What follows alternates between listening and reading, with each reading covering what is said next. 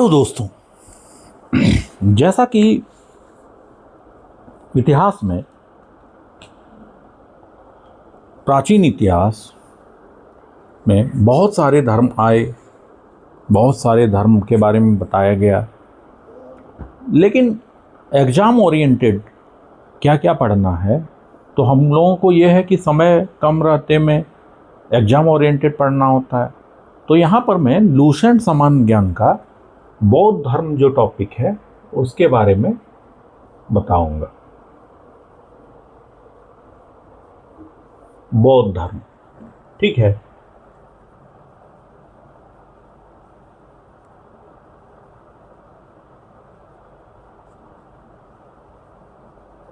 बौद्ध धर्म, जैसा कि सबको पता है कि गौतम बुद्ध बौद्ध धर्म में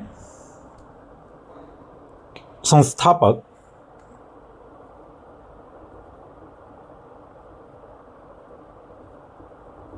गौतम बुद्ध, जिन्हें भगवान भी कहा गया,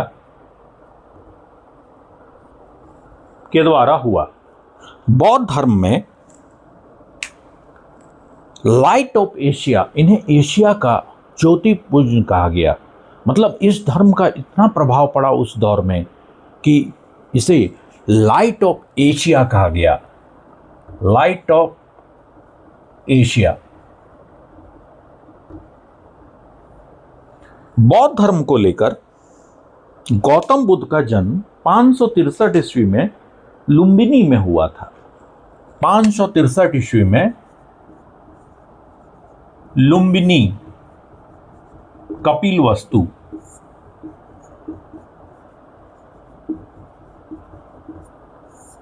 कपिलवस्तु नामक जगह पर गौतम बुद्ध का जन्म हुआ।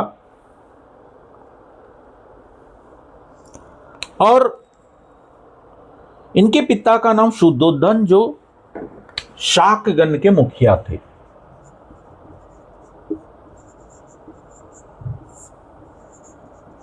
शाक्यगण के मुखिया। और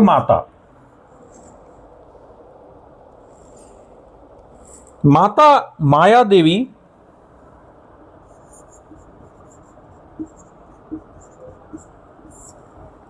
तो गौतम बुद्ध का जब जन्म हुआ तो इनकी माता माया देवी का 7वें दिन निधन हो गया, जिसके चलते इनका जो पालन पोषण है इनकी सौतेली मां प्रजापति गौतमी ने किया।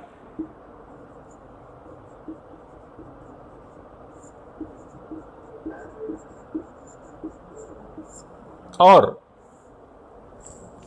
इनका जब बचपन का नाम सिद्धार्थ, फिर इनका क्या हुआ कि शादी हो गया। अब शादी किससे हुआ? तो पत्नी का नाम 16 वर्ष की अवस्था में यशोधरा से, जब इनका 16 वर्ष हो गया तब यशोधरा से शादी हो गया और एक पुत्र राहुल हुआ। अब अनुमान जैसा है कि राजा के बेटे थे, शादी हो गया, पुत्र भी हो गया, अब है कि आराम से जिंदगी कट रहा है, कोई दिक्कत नहीं है। लेकिन ये देखिए, महान जो होता है, भगवान जो होता है, उनका सोचने का जो एंगल होता है वो डिफरेंट होता है। फिर ये चलने लगा जीवन अच्छे से। फिर एक दिन क्या हुआ कि इनको कपिलवस्तु की शहर में निकले तो वहां पे वो देखते हैं कि डिफरेंट चीज़ों के बारे में उन्होंने देखा। क्या क्या देखा जो इनका मन विचलित हो गया। आजकल है कि आप लोगों का इतना पैसा वाला घर से रहेंगे, आराम से जीवन चलेगा, तो आप लोगों का मन परिवर्तित होगा? नहीं, होगा ही नहीं। अरे चलो ना, कौन फलाना ढिमका अरब खरब कमा रहे हैं, क्या झूठ का एकदम जीवन के बारे में जाने। लेकिन इनके पास देखिए सब कुछ था, शादी हो गई, बच्चा भी हो गया, और इतने बड़े गणराज के थे तो पैसा तो ये सब कमी नहीं होगा। लेकिन एक दिन क्या हुआ कि कपिलवस्तु के शहर में निकले और उनके बाद इनका जीवन चेंज हो गया। क्या हुआ कि वहां पर उन्होंने एक बूढ़ा व्यक्ति देखा। उसके बाद एक बीमार व्यक्ति देखा, शव को देखा और सन्यासी को देखा। तो इतना जब समस्या देखा ना, तो सांसारिक समस्याओं से व्यवस्थित होकर कि नहीं ये सब तो कुछ नहीं है, ये रियल है जीवन का सच्चाई। 29 वर्ष की अवस्था में, 16 में शादी हुआ और 29 वर्ष की अवस्था में घर छोड़ने का फैसला ले लिया कि अब तो भाई हमको निकलना ही होगा, कोई उपाय नहीं है, अब घर छोड़ के निकलना है 29 साल की एज में। और जब 29 साल की उम्र में घर छोड़ने का फैसला किया तो इनको बौद्ध धर्म में महाविनिष्कर्मण कहा गया। अक्सर ये पूछा जाता है कि महाविनिष्कर्मण, तो महाविनिष्कर्मण क्या हुआ? जब घर छोड़ने का फैसला लिया, निकलने लगे, तो इस घटना को बौद्ध धर्म में महाविनिष्कर्मण कहा गया। अब यहां तक तो बातें हो गई। अब है कि गृह त्याग करने के बाद गौतम बुद्ध ने वैशाली के आलार कलाम से सांख्य दर्शन की शिक्षा ग्रहण की।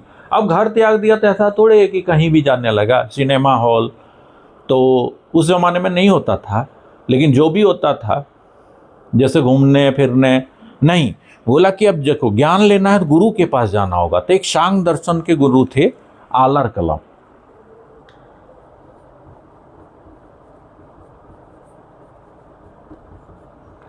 इनके पास गए, सांख्य दर्शन गुरु के पास।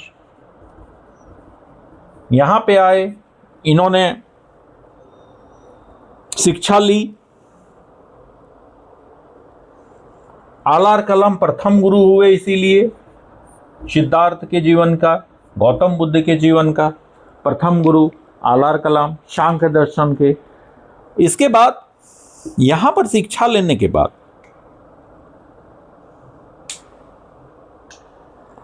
इन्होंने यहां पर शून्य का ज्ञान सीखा कि जीरो क्या है।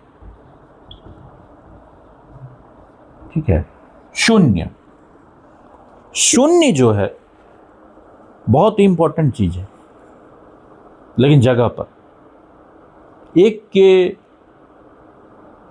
अगर आगे लगा दो तो वो एक ही होता है, जीरो का कोई वैल्यू नहीं। लेकिन एक के आगे जितना शून्य जाते रहेगा, आदमी तो उतना वैल्यू पाते रहता है कि नहीं? कि अरे इसके पास तो इतना शून्य वाला प्रॉपर्टी है। इसलिए शून्य होना भी बहुत बड़ी चीज होता है। शून्य से ही शुरुआत, शून्य से ही खत्म, है ना? शून्य ही सब कुछ है, शून्य मतलब सब कुछ। इसके बाद यहां पर तो ज्ञान ले लिए, फिर बोले कि भैया अब आगे चलते हैं। आलार कलाम के बाद सिद्ध ने राजगीर के रुद्र करामपुत से शिक्षा लिया। अब राजगीर चले गए और वहां पर रुद्र करामपुत से, यहां पर रुद्र करामपुत से शिक्षा लिया। यहां पर आने के बाद कपिलवस्तु से राजगीर गए, वहां पर रुद्र करामपुत से शिक्षा लिया। यहां पे शिक्षा लेने के बाद ये इन्होंने क्या सिखाया? तो योग सिखाया। देखिए, पहले शून्य का ज्ञान हुआ, फिर योग का ज्ञान हुआ, है ना? पहले शून्य सीखा, फिर योग सीखा। अब यहां तक इनका शिक्षा पूरा नहीं हुआ है। अब है कि ये चल रहा है बेसिक, जैसे आप लोगों का अभी बेसिक चल रहा है। ठीक है, चलिए मैं आगे फिर बताता हूं कि यहां पर इन्होंने योग सीखा।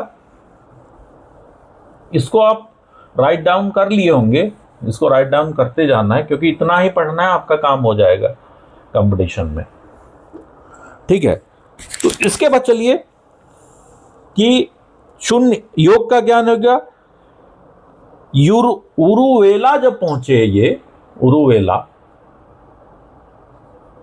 अब उरुवेला जब पहुंचे तो यहां पर इन्होंने कौंडिय, चंपा, भादिया, कौंडिय, चंपा, भाडिया,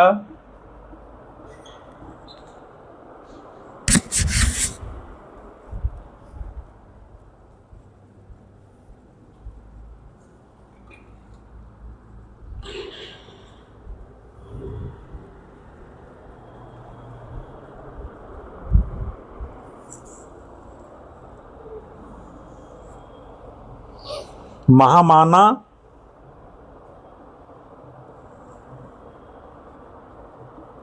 प्रासागी, 5 संत मिले।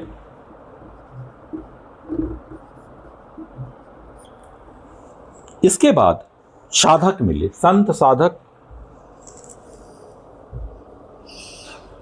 बिना अन्न जल ग्रहण किए 6 वर्ष कठिन तपस्या के पश्चात, 6 साल तपस्या किए बिना अन्न जल, 35 साल एज हो गया। इसके बाद इन्होंने वैशाख पूर्णिमा के दिन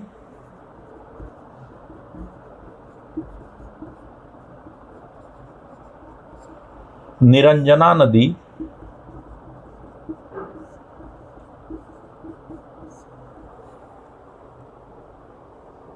जिसे फल्गु नदी, जिसको फल्गु नदी भी कहते हैं, पीपल वृक्ष के नीचे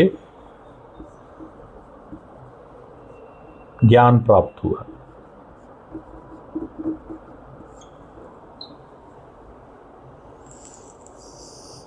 ज्ञान प्राप्ति के बाद सिद्धार्थ बुद्ध के नाम से जानने लगे। यह स्थान बोधगया कहलाया। जब ज्ञान प्राप्ति हो गया तो बुद्ध के नाम से जानने लगे और यह स्थान को बोधगया कहलाने लगा।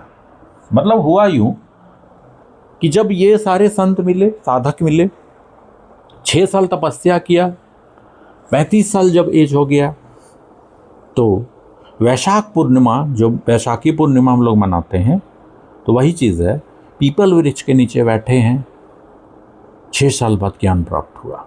अब है कि सिद्धार्थ का नाम चेंज होके बुद्ध कहलाया और वो जगह बोधगया कहलाया। बुद्ध ने अपना प्रथम तब उपदेश देना शुरू किया और सारनाथ में दिया पहला उपदेश। अब है कि जब जान गए ज्ञान तो उपदेश दे रहे थे। पहला उपदेश कहाँ दिया? सारनाथ में। और इसको बौद्ध धर्म में धर्म चक्र प्रवर्तन कहा गया। इसको बौद्ध धर्म में क्या कहा गया? धम्म चक्र प्रवर्तन।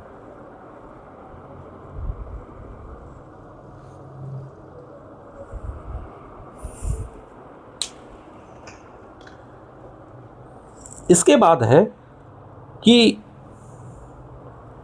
उपदेश जब देना शुरू किए तो इनकी जो भाषा थी वो पाली भाषा में इन्होंने उपदेश दिया। कौन से भाषा में? पाली भाषा में उपदेश दिया। और इसके बाद बुद्ध ने अपने उपदेश कौशल, वैशाली, कौशाम्बी, अन्य राज्यों में दिए। कौशल, कौशाम्बी,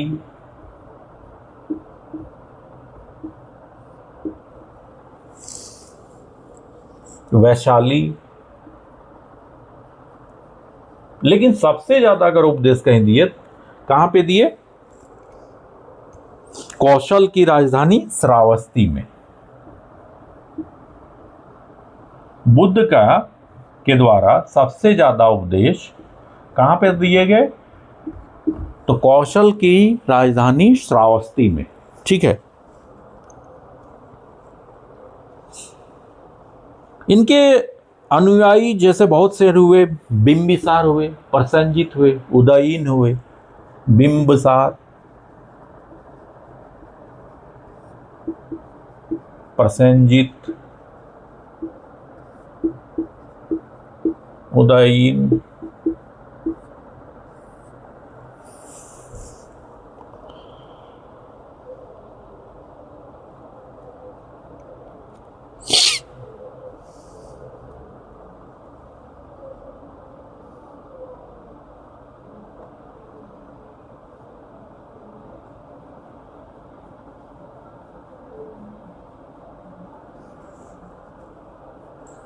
बौद्ध धर्म के बारे में हमें जो ज्ञान प्राप्त होता है वो कहाँ से होता है?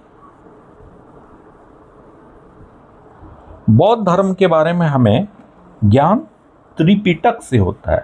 त्रिपिटक, इसमें से क्या होता है कि विनय पिटक,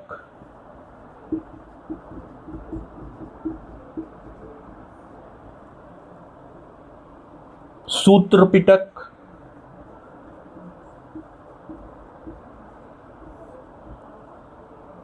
और अभिधम्म पिटक।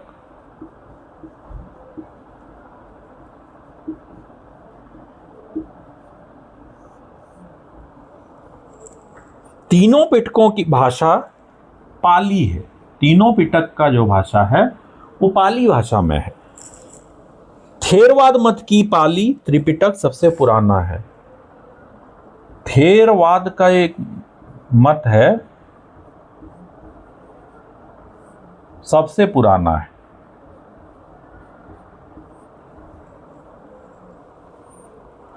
सूत्र पिटक में क्या कहा गया है कि बौद्ध के धार्मिक सिद्धांतों के संवाद के रूप में, धार्मिक सिद्धांत का जो है संवाद के रूप में है। इसके बाद विनय पिटक में संघ के भिक्षु और भिक्षुणी के बनाए गए नियमों का संग्रह है। विनय पिटक में भिक्षु और भिक्षुणी के लिए जो नियम था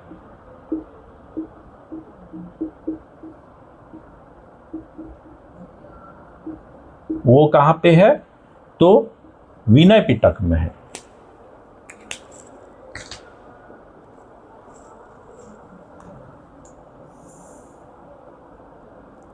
और इसमें संघ के अनुशासन तोड़ने पर जाने पर प्रायश्चितों की सूची भी है इसमें, कि नियम ये है और अगर आप इसका नियम तोड़ते हैं तो उसका दंड का सूची भी है। ठीक है। अभिधम्म पिटक में सूत्र पिटक के वर्णित सिद्धांतों के सुव्यवस्थित अनुशीलन के लिए आवश्यक सूचियों का सारांश और प्रस्तुति है। पाली त्रिपिटकों के पहली शताब्दी ईसा में श्रीलंका के शासक वातगामिनी ने की देखरेख में पहली बार लिपिबद्ध किया।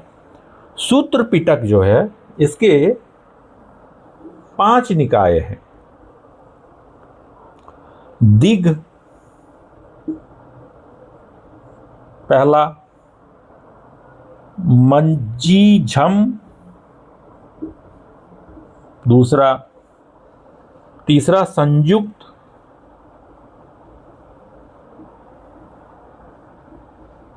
अंगुतर और खुदक। बुद्ध के पुनर्जन्मों से जुड़ी जातक कथाएं खुदक निकाय के 15 पुस्तकों में एक है। इसमें से क्या है कि पुनर्जन्म जातकों की कथाएं खुदक ग्रंथ के 15 ग्रंथों में से एक ग्रंथ में जो सारा है वो है। ठीक है। खुदक निकाय में धम्मपद नैतिक उपदेशों का संकलन, थेर गाथा बौद्ध भिक्षुओं की गीत, थेरी गाथा बौद्ध भिक्षुणियों की गीत। इसमें से एक है थेर गाथा और एक है थेरी गाथा। तो ये हो गया बौद्ध भिक्षुओं का गीत,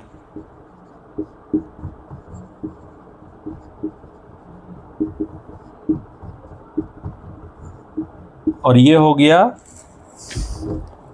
बौद्ध भिक्षुणियों का गीत।